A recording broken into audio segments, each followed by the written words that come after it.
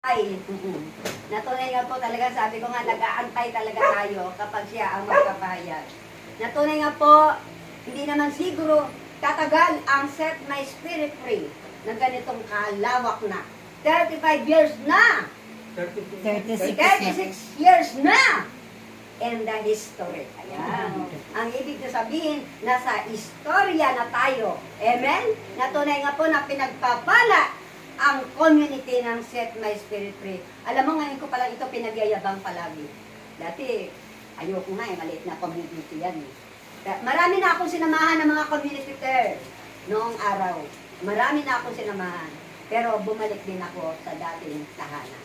At nandito po, nag-aantay palagi ang ating namamahala sa atin, na siya po yung pinagkatiwalaan ni Amang Yahweh, na sabi natin, kung anuman ang mga nakikita natin na hindi para maganda sa paningin mo, kausapin mo si Ama, baka may mensahe na sa iyo. Amen? Na ang pinagkatiwalaan ng ating Panginoon, walang iba, ang ating punong lingkod, the founder, ayan, the mentor, no other than Dominic Aguilar Reyes. Iba yun eh.